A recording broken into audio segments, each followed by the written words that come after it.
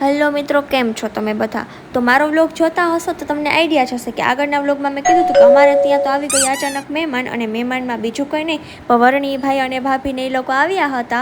અને પછી આવ્યા હતા ત્યાં ઓલમોસ્ટ સાંજ થઈ જ ગઈ હતી, અને અમારે જમવાનું હતું. મારી મમ્મીને ત્યાં પ્રોગ્રામ કરી નાખ્યો હતો, શેનો હતો તે આજ વ્લોગમાં તમને આગળ ખબર પડી જશે.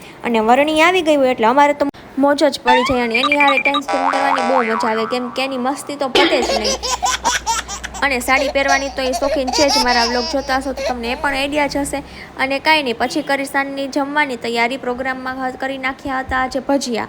પછી ઘાણો ઉતરતો ગયો અને બધા ગરમા ગરમ ભજીયા જમતા ગયા. અને વરણીને પણ જમવું તો પડે જ, એમાં તો કંઈ ચાલે જ નહીં. પછી એને પણ સાથે જમવા બેસાડી દીધી હતી. ભાભી બનાવતા હતા ભજીયા, હું પણ બનાવતી હતી, પણ મારે તો વ્લોગિંગ તો કરવું પડે, એમાંય હાલે નહીં. ચોમાસામાં તમારી ઘરે કેટલીક વાર ભજીયા બને છે તે ચોક્કસ કોમેન્ટ કરજો, અને તમને પણ ભજીયા ભાવે છે કે નહીં તે પણ કોમેન્ટ કરજો. પછી સાંજે જમીને બધા થોડી વાર બેઠા, અને પછી બીજા દિવસે સવારે હું તો ઉઠી ગઈ વહેલી એટલે કે હું ઉઠી ગઈ હતી 3 વાગે. 3:15 વાગ્યામાં હું ઉઠીને થઈ ગઈ હતી તૈયાર, કેમ કે અમારે જવાનું હતું બહાર. એ જોવા માટે તમારે મારી ચેનલને સબસ્ક્રાઈબ કરવી પડશે, અને ક્યાં જવાના છે તે આવતા વ્લોગમાં ખબર પડશે. તો મળીએ આવતા વ્લોગમાં, ત્યાં સુધી મારી સાથે જોડાયા રહેજો. Bye bye.